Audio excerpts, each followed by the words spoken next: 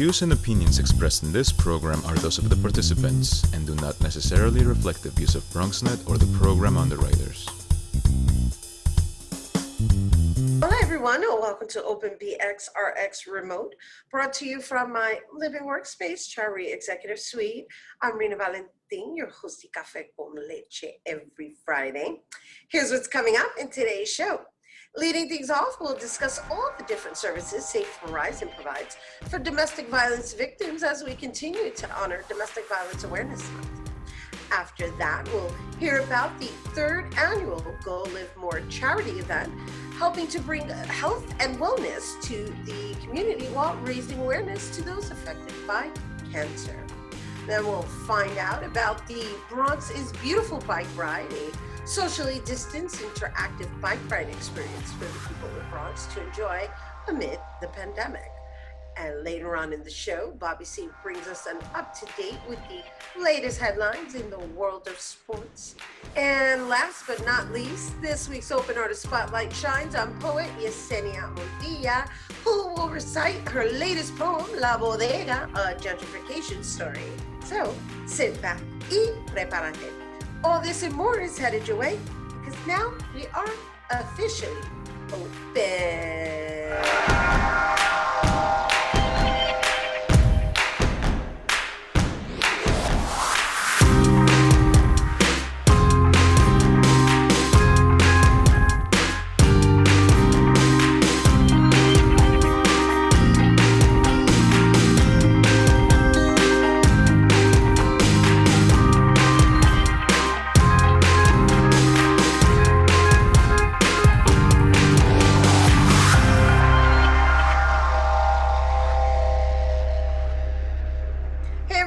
Welcome to Open. I'm Rhina Valentin, your host of Café con Leche for the next hour, encouraging you to get social with us online. That is, tweet us and follow us on Instagram at BronxNet TV and like us on Facebook at Open BronxNet Television. And of course, while you're there, you can follow moi on Twitter, FB, Instagram, Insta Stories, and LinkedIn at Rhina Valentin. So, Election day is quickly approaching, and we want to remind you that the deadline to request absentee ballots is October 27th. And when you receive your ballot, read the instructions carefully and please fill it out completely before you return it. Your ballot must be postmarked by Tuesday, November 3rd and received no later than November 10th. And if you're interested in more information, you can visit nysballot.elections.ny.gov. Everyone deserves a life free of violence, but according to the CDC, 1 in 4 women and 1 in 7 men will experience physical violence by their intimate partner at some point in their life. And during the pandemic, there's been an increase in domestic violence cases. And today, in honor of Domestic Violence Awareness Month, we will continue to discuss some of the programs, that are being offered by the nation's leading victim service agency, Safe Horizon. And joining us to tell us more, we welcome Senior Director of the Crime Victim Assistance Program, Kimberlina Cavern. Hello and welcome. Hi, good morning. Thank you. Good morning. Thank you for being here with us today. For having me. So just share a little bit about the services that Safe Horizon offers, because while I introduced it as a domestic violence awareness program, you offer a lot more than just domestic violence, rather more for individuals who are in You explain it. You explain it, because I'm getting tongue twisted here because I'm familiar with it as a domestic violence awareness agency, but it's more than that. It is. So we're often thought of as a domestic violence agency, but Safe Horizon is actually the largest victim services agency in the country. So we offer services to victims of all types of crime. So in addition to our domestic violence services, we run an outreach program for at-risk homeless youth. We work with victims of rape and sexual assault. We provide services to victims of child abuse through our child advocacy centers. We provide services to non-domestic crime, so stranger assault, etc. And we provide services to families of homicide victims. So can you also identify what this crime victim assistance program is that lives within Safe Horizon? Because there's obviously, you just named a lot of programs, but I know you work specifically in this specialized area. Can you elaborate on that further? Sure. So we have a lot of different programs under the umbrella of Safe Horizon, but I work with our Crime Victim Assistance Program, which places both a domestic violence advocate and a general crime victim advocate in every precinct in New York City. So we partner with the police department and reach out to victims who have filed police reports. So, well, today, this month is Domestic Violence Awareness Month. This is something that is haunting our city, our state, our mere existence. What do you think, or what do you suggest people should do to kind of just be a contribution to ending this disease of domestic violence, this psychological disease of abuse, right? There's the physical component, but then there's the psychological component. And it's wonderful that we have programs and or agencies such as Safe Horizon, but just coming from an expert's perspective, what could people do to just kind of figure out another way of communicating? So I think there's a lot of complicated answers to that question. What we want victims to know is that abuse, to your point, takes many different forms. It does not have to be physical to be domestic violence. You can be unsafe physically or emotionally or psychologically or financially. And we provide services to anyone who self-identifies as a victim, men or women. Our services are free and confidential, and we're here to partner with victims to help create a plan that works for them. So we're not looking to pressure victims into leaving or calling the police. We want to really meet survivors where they are. The other thing that I would say is, in my opinion, to really end domestic violence, we need to hold people who cause harm accountable for their behavior and stop putting all of the responsibility on victims to do that. So that means not only responses by the police and the criminal justice system, but responses within communities, within churches, within within neighborhoods, to be able to go to people who are causing harm and say that this behavior is not going to be tolerated, and that we're going to really provide, holistic support to victims so that they don't feel alone and isolated. And so based on this particular situation we're in right now, the pandemic, there's been an increase, like, where does it end? Right? I mean, you're saying, yes, it takes a village, but if somebody's isolated in a space with someone, how does one go about transforming that situation? Yep. So again, we're going to meet survivors where they are. So some people might be in situations where they can't access services in the same way, or maybe they're not looking to leave, or there's no way to safely leave. And we want to help talk them through whatever their individual situation is. We also have been forced to be very creative in the way that we're providing services. And we've seen that survivors are being very creative in the way they access services. So for instance, we have a safe chat feature on our website. So you might not be in a situation where you can call us for services, but maybe you're able to safely chat through your phone with an advocate at Safe Horizon. Maybe you are creating different safety alerts with neighbors or people that are closer to you so that you don't feel so isolated. And we have transitioned. We still provide some in-person services. Our hotline is available. Domestic violence shelter is available. And any services that aren't in person are remote. So every program at Safe Horizon is still available and providing services and support. So do you feel that a person can actually save themselves from getting to that place of physical violence? Is there means of indicating that you're in an abusive relationship prior to it escalating to that form of abuse? I think that, one thing that I think we have to really recognize is that many survivors in domestic violence situations love the person who's causing them harm. They've built a life with the person that's causing them harm. The person who causes harm is not only an abusive person, but is often, three-dimensional. So these situations are very complicated. Many survivors don't wish to leave abusive situations. They just want their abusive partner to stop being abusive. But when I think of warning signs, the two things that I sort of think of are someone who repeatedly dismisses your boundaries. So, there's no one warning signal that someone is abusive, and different people can tolerate different behaviors in their relationships. But if you are repeatedly saying to someone, these things are unacceptable in an intimate relationship, and that person is repeatedly ignoring that, that's a warning sign to me that things might escalate. We also know that domestic violence increases over time. So someone is not usually abusive on the first date. That increases Right. for weeks or months or years.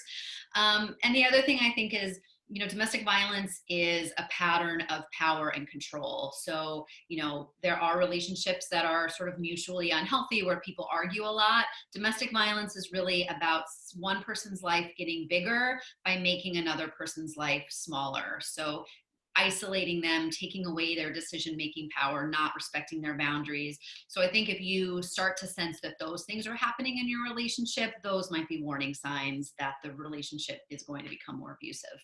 So based on everything you just shared, before we go, does Safe Horizon offer therapy, like psychotherapy, counseling, or any of those type of services? And if they do, like, what does one need to qualify to be serviced in that manner?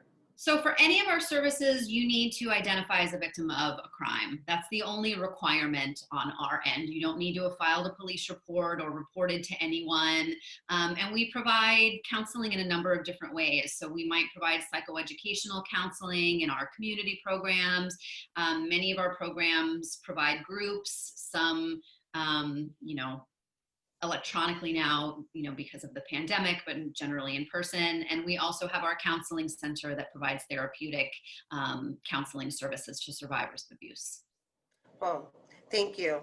Thank you for sharing all of your knowledge, well, the most that you can within the period of time we've had together. Thank you for taking the time to be with us, Kimberlina Cavern. Is there any last words you want to leave our viewers with? No, just thank you so much for having me, and please know that our services are available and you can always reach out for help. Wonderful. Thank you. Once again, Senior Director of Crime Victims Assistance Program at Safe Horizon, Kim Cavern. And you guys, if you or someone you know is in need of assistance, you can always call the Domestic Violence Hotline 24/7 at 1-800-621-HOPE. And for more on Safe Horizon, visit safehorizon.org. All right, we have to take a quick break, but when we return, we'll hear about a fitness charity event for children's cancer research. Don't go anywhere.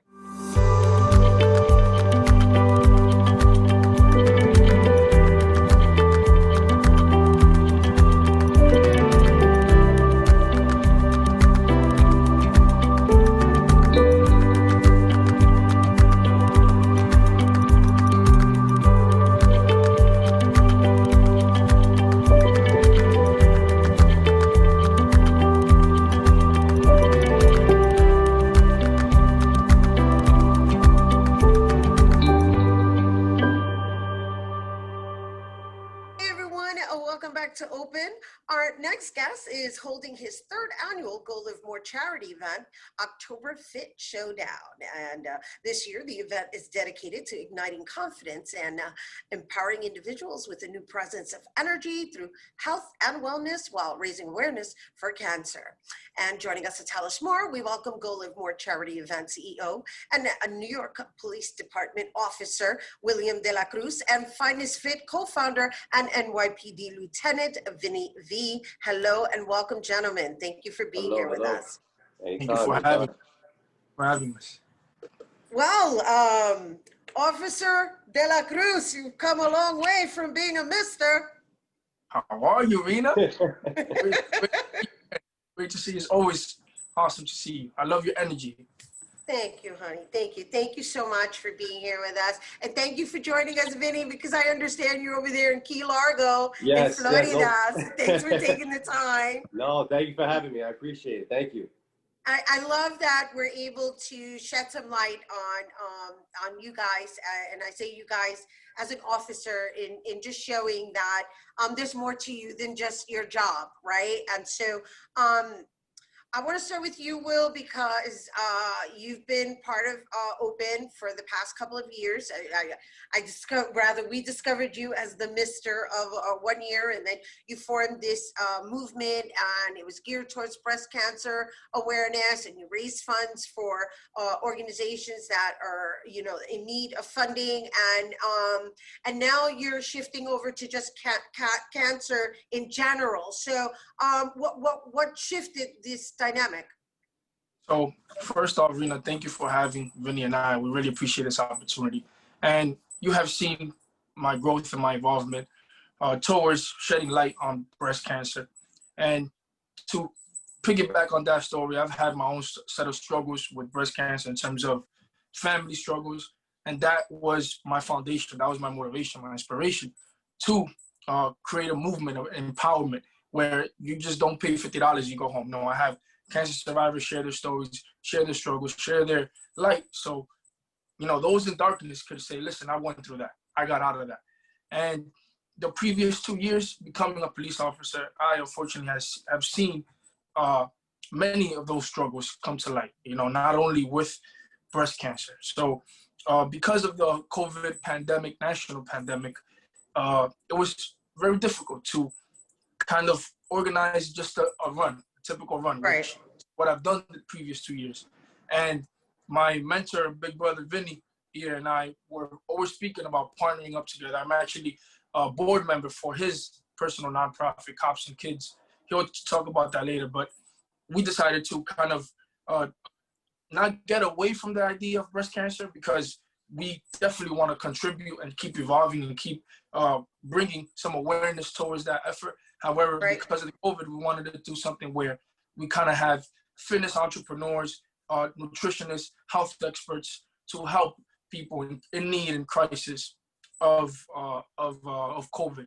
However, still bringing light upon cancer in general. And my story within that is a couple months back, I was in a hospital, and I organized Coach for the Code event every year, and I donated a coat to this young lady. Her name is Elizabeth. She was 8 years old, diagnosed with a brain tumor, brain cancer. And unfortunately, I had to meet her and meet the family, and it kind of brought me into perspective. I was like, listen, I want to create a bigger movement, a bigger effort towards cancer in general, children's cancer.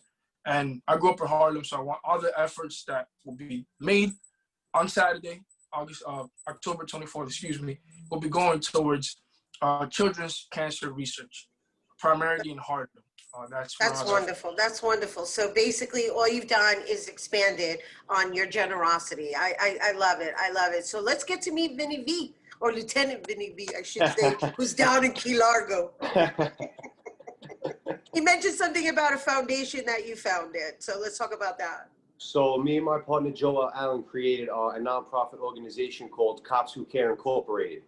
And our main focus is, we don't really like to use the term, bridge the gap, because it's so cliche. We just want to make things better. I mean, you guys see what's going on right now. We started off with the COVID pandemic, then it went into the protests, and then it gets into politics. And we just try to just eliminate all that and just try to make people realize that above all that stuff, there's kids that need us. There's kids that need me. I'm on my way out. Will's on his way in. They don't care, honestly, about politics. They don't care about it. They need us to guide them and let them know they have to study hard. They have to stay in school. They have to stay healthy. They have to eat good. They have to exercise.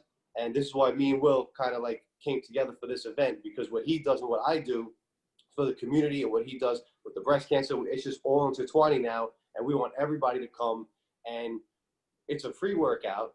It's a free dance lessons. And the donations that you guys give us goes towards Will's cause. And I don't think it gets better than that. There's a DJ. It's going to be a beautiful event. And now this is going to be every single year. That's wonderful. So so just to be clear, is it virtual or it's physical? People are actually going to be present. It's going to be social distancing. Walk me through that. Yeah, so you want to walk her through? Yes, so it's a physical event. However, we will broadcast it live, posted on Facebook and Instagram. Right. But physical event, October 24th, the heart of the Bronx, Pelham Bay Park. We will have a lot of pumpkins, because we kind of want to keep it Halloween themed. So we want everybody to wear orange or black. We'll have pumpkins that kind of keep that social distancing ideas still in place. And we will definitely have, masks and hand sanitizers. Our point in this event is not only one to, of course, shed light about among cancer, but we want to allow people to have new energy into their life, whether they're going through a bad relationship, a bad job, a bad career. They're able to, and this COVID pandemic, they're able to kind of come outside, not stay constrained in one place and look towards that new outlet, whether it's dancing, whether it's physical fitness, yoga, martial arts, boxing. And we have, we have collaborated with, the experts and so those are all of the services that are going to be in there. That's everything everybody's going to get to do. Yoga, martial arts, fitness. Yes. So Will, I think Will set it up perfectly. When he sent me the itinerary, I was so impressed. Will, great job, man. So he has slots. So me and my partner Joel, we have our own Finest Fitness Health Company. So we have a 20-minute slot. We're going to do metabolic exercises, which is nonstop exercises, short breaks to increase heart rate, blood pressure, get that heart working, get that heart pumping, make you feel alive, make you feel energetic. Will's going to jump in, do his workout. We have NYPD boxing coming down, doing boxing workouts. Then I believe he has dancers. I mean, this is just nonstop 2 hours of fun. Nice. And all for a great cause. It's all free. Everybody's donating their time. Even the DJ that will be on set is donating his time. This is all going towards a good cause. And we understand that everybody is in a financial kind of burden situation. So we don't want to harp on the idea of this is how much it costs. So we decided to make it all free. And whomever wants to donate a little something, they can through Eventbrite. That's the only place that people could donate. Eventbrite, the link. Hopefully you can put it through here, or you can follow us on social media. And yes, we are super excited. 10 a.m. to 12 p.m., just 2 hours of fun. And hopefully this will continue, will evolve, And I love it. We love having you here. We love that you now brought your mentor, as you referred to him, who has his own organization. I'm sorry, what was the name of that organization again? Cops Who Care Incorporated. Cops Who Care Incorporated. Yep. And the fact that you're actually doing this for our community, you're serving the next generation, right, of kids who parents may be strapped and may need assistance, and most importantly, you're bringing people together and getting them to move their bodies. And we thank you for bringing it here to our viewers. And last but not least, it's happening in the BX, people. It's happening in Pelham Bay Park. Woo! They're giving me the BX up. All right, guys, thank you so much for being here. Officer William De La Cruz and Lieutenant Vinny V, thank you once again. You guys, Go Live More, 3rd Annual Charity Event presents October Fit Fest Showdown, taking place Saturday, October 24th from 10 a.m. to 12 noon at Pelham Bay Park. To donate to Children's Cancer Research, please make sure to register at eventbrite.com and type in Go Live More. 3rd Annual Charity Event presents October Fit Fest Showdown.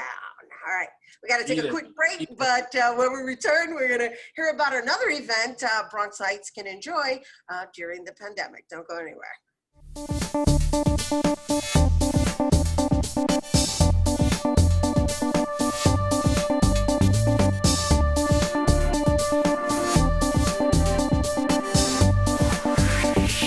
Hey everyone, and welcome back to Open.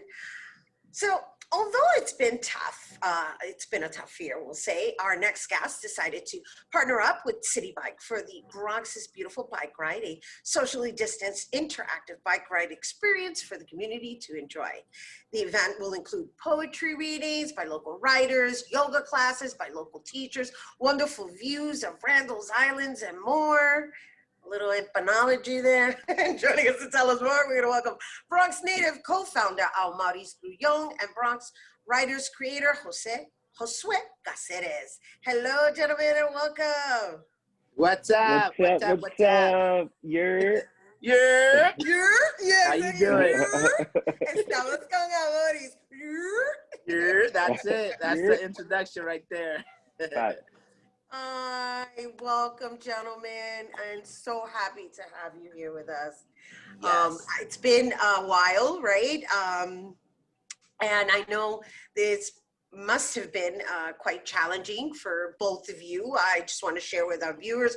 Obviously, you know, the Bronx Native store just recently reopened, right? Because it was closed due to the pandemic. And then Josue, you actually caught COVID and, you know, slipped into a coma and came out like Superman, right? Superman! Superman, Man. that's it, that's what's up, oh my gosh. And so for Yes. that, I just want to acknowledge you both for staying in the battle and winning the battle, I should say, and staying in the race.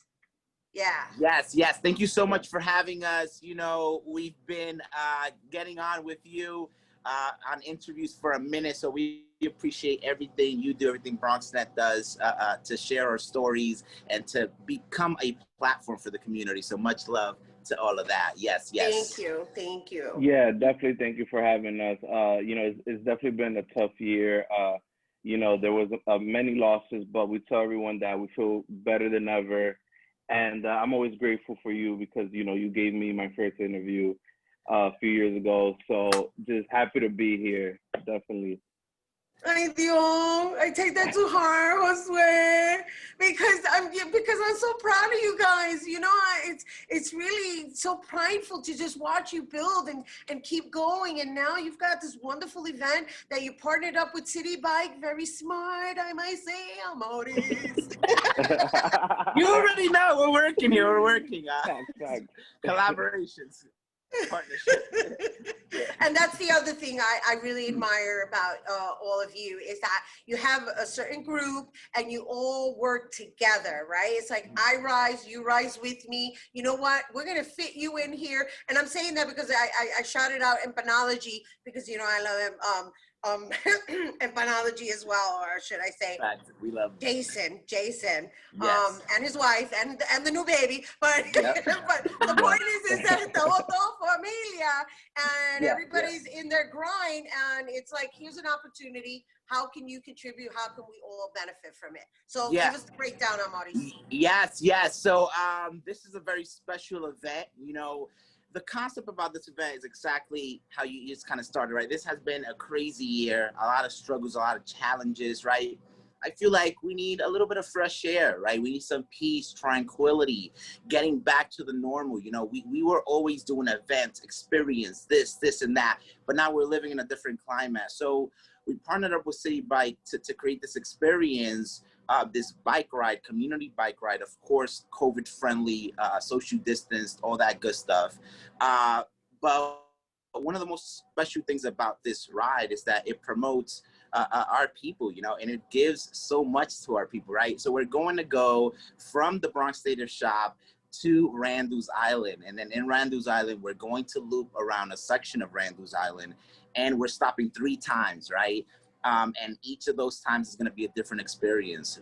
The first stop is Josue, BX Writers. He's going to be doing some live poetry, spoken word, you know, to get people involved and, you know, get the blood flowing, get the juices flowing. The second stop is going to be some live yoga by a local teacher here. You know, that's going to be a vibe. We're going to be by the river at Randall's doing some yoga, you know, just getting the muscles relaxed and just getting in the vibe. You know, we want people to have a good time. This ride is for peace and tranquility. You know, we want people to just calm down, chillax. Yes, it's been, like I said, it's been a tough year, but we have a lot that is coming forward. You know, we got to keep looking at the light in the end of the tunnel. The third stop is going to be some meditation, some final words, and then we're going to come back to the shop. And then in the shop, we're going to have the second part of the whole event, which is going to be, Jason is going to be here with Empanology. We're going to have some food, break bread with people, network, connect. There's going to be some free collaborative merch between City Bike and Bronx Native that we're going to be giving out. And it's going to be an overall incredible event. You know, the Bronx Borough President will be joining us on the ride. We're going to have a bunch of individuals. We're expecting about 100 plus people, right, to come ride with us. So we're really looking forward to it. And it's something very special for the community, especially in the midst of this crazy year, you know? So yeah. Yeah, and it's also something really for everybody to consider getting in before the weather gets cold. And I love that you're taking it to Randall's Island because it's there, it's accessible. Yeah, And and I think it's important that we all exercise as much as we possibly can before we have to hibernate again. Pero Josué, I wanted to ask you, you know, dime la verdad. Are you going to ride the bike to Randall's Island? Because I was told that you're going to be there. So I'm going to try to ride the bike. But the way that event is set up, the way it's looking, you know. So I think I'm going to be already stationed there, you know, waiting for the bikers to arrive. I would like, you know, to get on the bike and ride back. Don't worry. We'll set that up, buddy. Just thank you. Have an extra bike. Have an extra bike on the side for me. I got you, buddy. Right after you're done, you're getting on the bike. Yeah, no, but I think you know, this is such a beautiful thing, just having a day of, you know, wellness and self-care after this year, and you know, the fact that it's all going down in our borough in the Bronx, you know, that's amazing. And yeah, like Amali said, one of the stops is curated by BX Writers, where, you know, I'm going to be doing some spoken word about the Bronx, about why I love the Bronx and the beauty behind it. And I'm also going to be joined by another poet. Her name is Jessica Diaz, a great poet. She's also in the BX Writers anthology. You know, and I think there's just a beautiful thing, just bringing our people together and being able to talk, to ride bikes, enjoy the fresh air, and just chill for the day, you know, relax. It's going to be chill. Well, you know, say that again, I'm sorry. No, I just said it's going to be lit. It's going to be fire. I know, I can tell it's going to be lit. You're like over here, like, yo, oh my gosh, I can't wait for it to be Saturday already. I can't wait. Just know it's going to be a vibe. So, but Josué, because you're a poet, I just want to know, right, because I need the viewers to understand that you were in a coma due to COVID.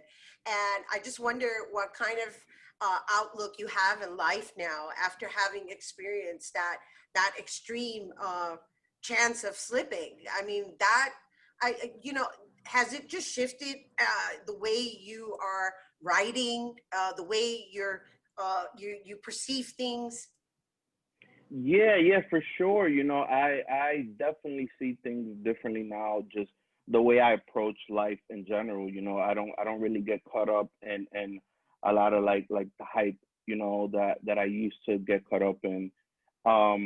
You know, I tend to try to live a life just doing what it is that makes me happy, you know, trying to give back as much as possible. Cause, you know, I could have just been gone, like out of, you know, the blue, like just like that. And I just try to live a life where I'm contributing to my community and just trying to give as much love as I can while I'm here, you know. That's it. And yeah, like I said, you know, I don't regret any of it. It was definitely a scary experience, but I learned a lot from it, and I came out just way more stronger than before. Cool. What was that? He said he came out Superman.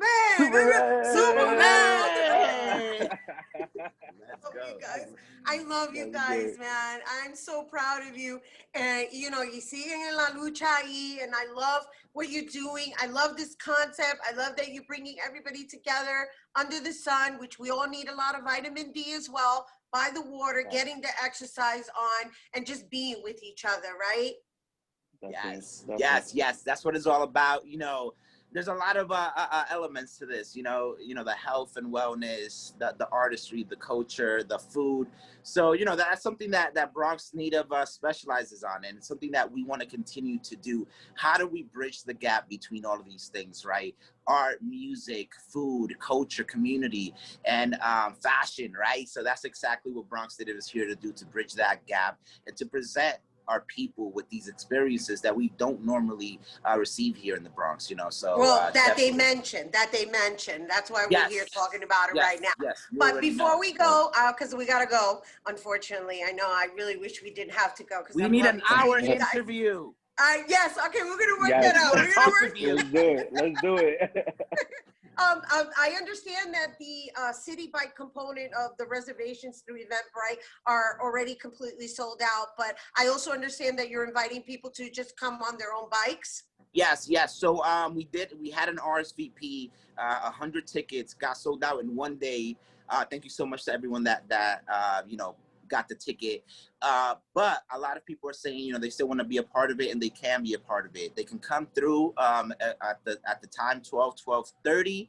Bring your own bike, bring the fam. We were told that it's 16 plus, so just know that for all the people with kids out there, younger kids. But yeah, come through Saturday, the 24th, 12:30 at the Bronx Native Shop. The ride is going to start exactly at 1:15 around that. So come in time. No le diga eso, because you give CPT time. No. Oh, 12:30. Come at 10 a.m. Okay, it's gonna be at 10 a.m. Just know that. That's it. Just come at that time, so we can be ready. You guys, thank you for being here, Amori, Josue. Woo! Definitely. Thank you for having us. Thank you. Woo!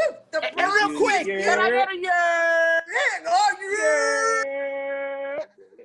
Take care. Take care, guys. All right, you guys, the Bronx's beautiful bike ride that's taking place on Saturday, once again, October 24th from 12:30 to 4, starting at the Bronx Native Shop, which is located at 127 Lincoln Road. All right, don't go anywhere. Bobby C's Weekly Sports Roundup is coming up next.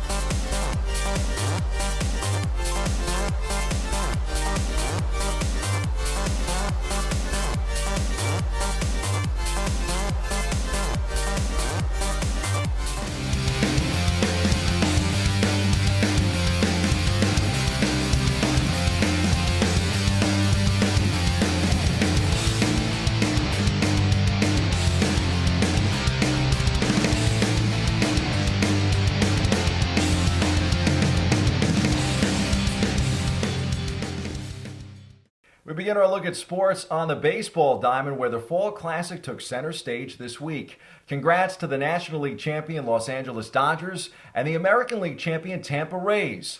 Both the Rays and Dodgers survived epic 7-game series in their respective league championship series to meet in the World Series in this memorable shortened COVID baseball season. The Dodgers rallying from a 3-1 deficit to topple the young and up-and-coming Atlanta Braves, while the Rays rebounded after losing 3 straight to Houston to seal the ALCS. They won 3 straight, lost 3 straight, and then played terrific in Game 7. I think this kind of baseball deserves, well, maybe a taco. Maybe Taco Tuesday? Like, really, I'm being serious. For the second time in 3 years, Mookie Betts has won free tacos for America. It's just great to be an American. Taco Bell's annual Steal a Base, Steal a Taco promotion has been a great success through the years, setting Twitter ablaze anticipating the first stolen base of the World Series, which earns everyone a free Doritos Locos taco. The LA Dodgers outfielder stole second base in the 5th inning of Game 1 against the Rays on Tuesday night, 2 years after his steal in the 2018 World Series triggered the freebie. Betts was then a member of the Boston Red Sox, facing the Dodgers. Give the man an early lead in World Series MVP voting. We move over to the National Football League, where the New York Jets aren't winning any tacos, or any games for that matter. Statistically speaking, winless Gang Green is on pace for the worst season of all time. It's been a very frustrating go for veteran running back Frank Gore and head coach Adam Gase. Here's more from the Jets locker room. We just couldn't get anything going on offense. Too many penalties in the first half. Really hurt us. I mean, we can't have 6 penalties like that in the first half and then 1 in the second. That's definitely got to get cleaned up. We got a lot of things to fix on offense. We just got to make the plays when they're there to be made, and we got to protect the quarterback better. We can't let Joe just be getting teed off on that early in the game. We got to do better. If we can't, if we keep doing that, it's gonna be tough to win the game. We got to play better as a team. And we got to find a way to continue to drive. We got to find a way to start fast. And you know, I know, you know, we keep saying that we practice hard every day, we stand up, but we gotta find a way to do it on Sundays, man. And you know, that's it. Gang Green now hosts 4-2 rival Buffalo this Sunday at MetLife Stadium. The road doesn't get easier for the Jets. The Bills this weekend, and then the defending champion Chiefs in Kansas City next weekend. The Giants feel like things are on the up and up after their narrow win over Washington last weekend. Here's head coach Joe Judge ahead of Thursday night's showdown with rival Philadelphia. I think with all opponents, we actually go back in the spring and through the summer and really build a base on what they are historically. Now, obviously, that changes within the regular season based on who's on their roster and how certain things have shaken out for them. But I always try to work weeks ahead, especially knowing it's a Thursday game. You know, you want to work a couple weeks ahead to really build your base on them. For the 15th straight time, IndyCar's season championship comes down to the final race of the year. This is especially notable this time around with the first season finale to not be worth double points since 2014. After trailing Scott Dixon by 117 points, 8 races into a 14-race slate, defending champion Joseph Newgarden is back in contention, trailing by 32 points with 100 laps left on the 1.8-mile temporary street course circuit in St. Petersburg. 2 wins, 1 runner-up, and 4 top 4 finishes in 5 races for Newgarden. Combined with just the 5th time in Dixon's career he finished 8th or worse in 4 consecutive races, have opened the door for Newgarden. It's also opened the door for what might be one of the greatest come-from-behind stories in series history. We caught up with the 2 title contenders ahead of the series finale this weekend. For us, it's just to have a pretty simple weekend, try and keep it clean. Obviously, the goal is to go for a win. That makes it a lot easier. You know, then you don't have to worry about any of the scenarios. As you mentioned, there's many different scenarios and how it can play out. You know, I think we're still lucky to be in the situation that we are and the points lead that we do have. But as we all know, that doesn't guarantee you anything. Yeah, feeling good. You know, we're ready to go. Just had a great call with everybody a couple hours ago. And, you know, I feel like we're definitely prepped and ready to rock for the weekend. So, you know, just going there to try and win the race. That's really all I can do. Meantime, the NASCAR playoffs roll on and into Texas this weekend as that series moves closer to crowning a champion. Texas Motor Speedway, Sunday at 3:30 p.m. for the best of the best from the Cup Series. Formula One is in Portugal. Speaking of the best, Lewis Hamilton this Sunday in the Portuguese Grand Prix. The 35-year-old Briton has a chance to break Michael Schumacher's all-time F1 wins record. A victory for Hamilton in this race would end a 354-race streak of Schumacher sitting atop the wins list. That 354 race span accounts for more than 1/3 of the sport's history. Amazing.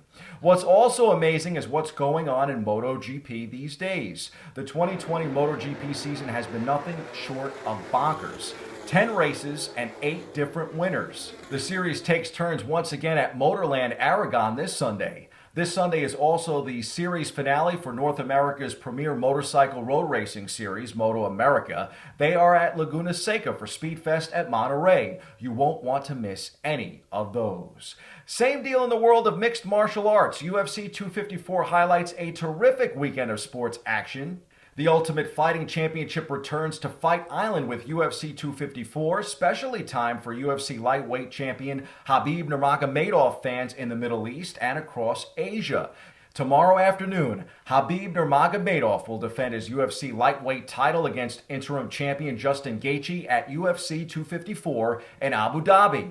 The fight presents what many consider to be the most dangerous opponent for Habib, and as such is one of the most anticipated bouts of the year. It seems that anticipation is paying dividends for the UFC. So excited for this fight. In other UFC news, this a bit sad. Another matchup to circle on your calendar, fight fans. The legend Anderson Silva confirms without a doubt his UFC on ESPN Plus 39 main event with Uriah Hall on Halloween will mark his final Octagon appearance. The former longtime UFC middleweight champion will have a farewell fight with Hall in the October 31st headliner at the UFC Apex in Las Vegas. Silva is one of the best fighters to ever grace the Octagon. He has been a pioneer in the sport and has inspired and paved the way for many fighters, not only from Brazil, but also the rest of the world. The Spider will be missed. Those are the headlines. We hit the C-list for what we miss here in the Bronx this time of year, while giving a shout out to an old nemesis that deserves a tip of the cap.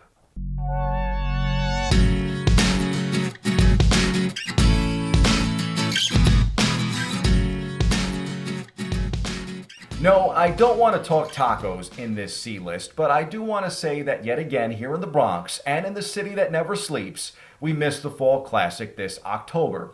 For the longest, it's been called the World Series, but every year it seemed like it starred right here in the Bronx. That hasn't been the case since 2009. In that time, we've even seen Queens get a turn at hosting baseball's championship. It's always gut-wrenching to see any team but your team in the World Series. I think it's safe to say it's even more difficult for Yankee fans, many of whom think that the Fall Classic is a birthright. Wanted to give a shout out to the amazing baseball writer Jeff Passan this morning for another great read on ESPN, while also acknowledging a former foe that is playing terrific and outstanding baseball. As Jeff writes in his latest, Babe Ruth drew a walk and stole 2 bases in the 5th inning of the 1921 World Series. In 2020, Mookie Betts drew a walk and stole 2 bases in the 5th inning of Game 1 of the 2020 World Series. Over 99 years with hundreds of games in between, nobody managed that feat in a World Series game. Ironically, both were traded by the Boston Red Sox. Ruth to the New York Yankees in a 1919 deal that history considers sports' greatest all-time fleecing, as Passan notes, and Betts to the LA Dodgers this year in a far less lopsided yet still emotionally consuming swap.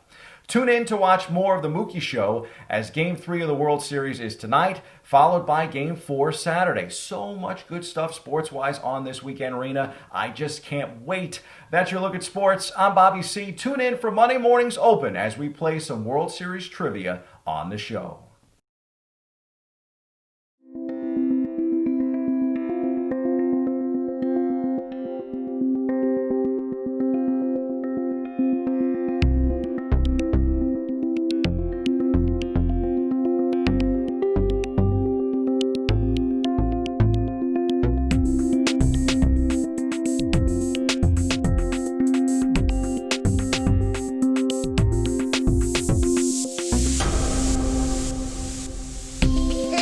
Welcome back to Open. Our last guest is an Afro-Latina poet from New York who's been writing poetry for the last 14 years. Her poetry has appeared in Gulf Coast, Prairie Schooner, Academy of American Poets, Poem a Day, and more.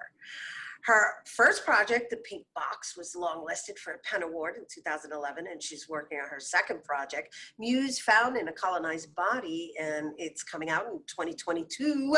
Welcome, Yesenia Montilla. Hello. Hi, Rhina. So good to be here. Thank you for having me. Oh, thank you for being here. And congratulations on the commitment to the next book. I'm very excited about it. Thank you. It's a long time coming, so I've been working on it for a while. It's lovely. It's lovely. And your work is lovely. Your work is very profound. And I am so happy to share you with our viewers today. Oh my goodness. So I do want to just encourage people that if you don't have her book, and we will tell you how you can obtain her books or her book and a book that she's featured in an anthology. But if you do have a moment, please visit her website because there is something so like soothing and relatable and even therapeutic going through your poetry last night that I was able to experience. So let's talk, I guess, about your foundation of your topics and or your subjects. Yeah, absolutely. Thank you so much for saying that my poetry is soothing. It is. I try to live in a space in which everything is everything is kind of attacked with love. So that means a lot to me. I wanted to always think about how I can bring other people into my world and how I can also recognize other people and what their struggles are in relation to mine. So a lot of the ways that I do that is by talking about Afro-Latinidad, what it means to be in this space, right? Where there's a whole part of you that's hidden for a very long time. And then all of a sudden it's 2020 and everyone's talking about Afro-Latinidad. But that was talked about when I was growing up. And so that's something that is in the forefront of my work, as well as I think coming from colonization and coming from enslaved people and that trauma. So I really try to dig into those subjects, but with love, I think. And so you have, and I also like the duality that you play with in the language, right? I guess what we would refer to as Spanglish. However, even the style in which it's written is its own poetry, with the separations of the words. I know I'm giving you all of this because I'm really encouraging people to go read it, especially during these times where I think we are in a space and a place where everyone's identity is being questioned, and not just through race or culture, just in humanity. And it speaks to that. It speaks to that. From an urban perspective, I might add. Yeah, well, that's one thing too. The first book has a whole section about the city, because at the end of the day, even though I come Caribeños, my life is about New York. Like, I grew up here, I was a kid running the streets, I was taking the subway at 11. And so I wanted to also honor that aspect of it as well, that yes, I come from these people that have migrated here and immigrated here, but this is the landscape that I know best. And so when you write, and as if it's soothing to me and it's therapy for me, how did you find your voice in that therapy, right? Because it is therapeutic to just put your thoughts and feelings down on paper, but it's another thing to create a story with a rhythm in it. I think a lot of it is just studying. I'm surrounded by books, and there's so many like modern contemporary poets that I go to over and over again to sort of figure out how they've done things and say, how can I create my own voice? How can I create my own aesthetic within the stories that I want to tell? So a lot of it is just being really, really studious, but some of it, I always say, like, the ancestors walk with me. And sometimes I'll write a poem and I'm like, oh, did I just write that? It's almost like something came over me. And so I feel like the ancestors are always kind of watching, and they're always kind of guiding my pen in a lot of ways. Yeah, and I see you honoring Frida Kahlo behind you, wearing your wrap, right? Or what we would call a corona. You've got some beautiful, colorful earrings going on there. So you're representing the ancestors too. I hope so. I really do. I mean, that's something that I think about, every day. What am I doing to honor the ancestors? And so in doing that, what is your intent in passing it forward?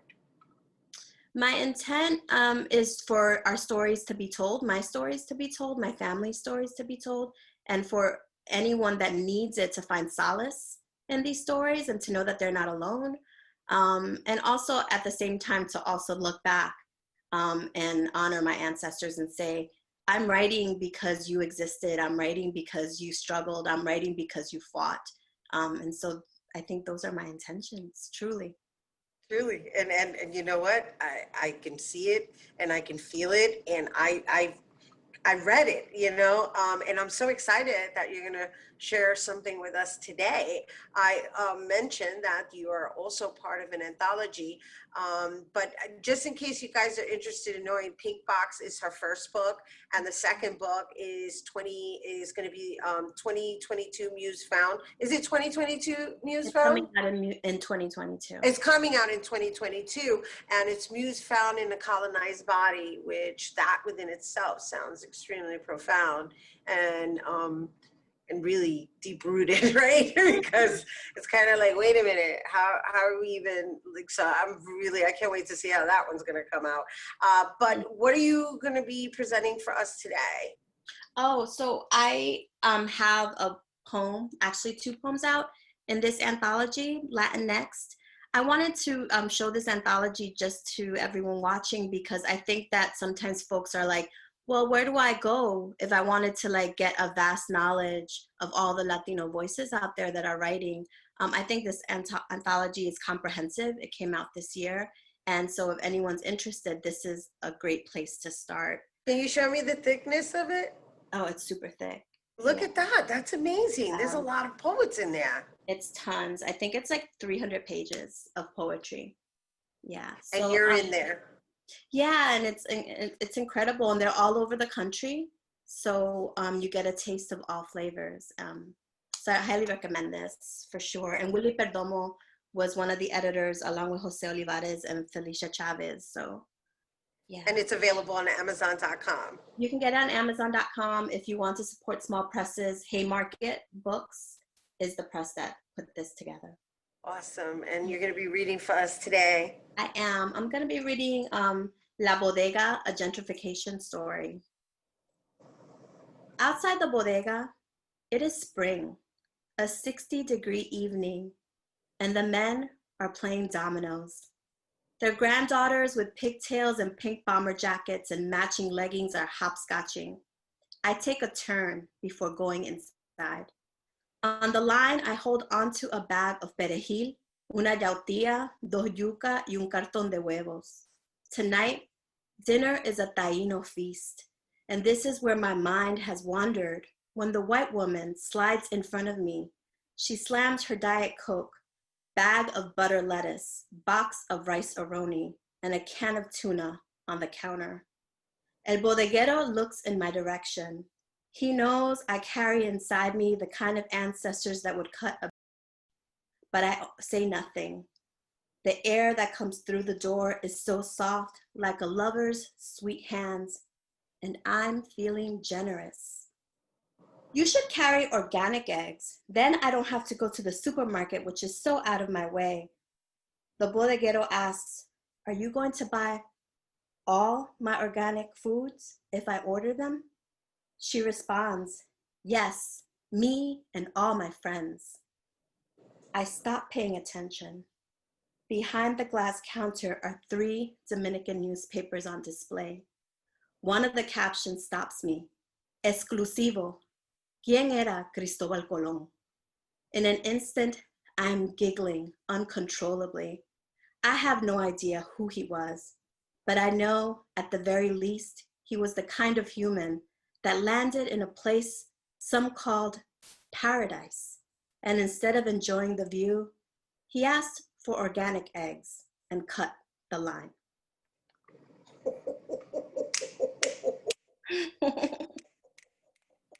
Rhina. Oh my, oh my, oh my. Thank you. Thank you. Educating in the process. Yow. Yes. Yes. Thank you, Yesenia Montilla, everyone. And thank you so much for bringing that here to our audience. You have any last words before we go? Yeah, I mean, I wanted to show people the pink box specifically because of the cover. The cover is a painting by Raúl Villarreal, who is no longer with us. He was a Cuban painter. And so this is supposed to be Oshun ascending. And I wanted to kind of leave us with Oshun in our thoughts. I love that. Thank you for showing us that. And where can people get that book? You can get it at Willow Books. That's my publisher for that book, and it's also available on Amazon. But I always say try to get it directly from the press because I love to support small presses. I love it, and it's important for us to support our small businesses. And thank you for closing us out with the Goddess of Love and Artists. Beautiful. Mafirfuno Shun, you guys, once again. For more on Yesenia, you can visit yeseniamontilla.com and make sure to follow her on Instagram at Yesenia Montilla Poet. All right, that's our show today, mi gente. Thanks to all our guests for coming through, to you, our viewers, for tuning in. If you missed any part of the show, you can check out the Recablecast tonight and 24 hours a day at bronxnet.tv. I'm Rhina Valentin, and from all of us here at Open, may the universe provide peace, prosperity, y amor, and bueno, wear your mask and don't forget to vote.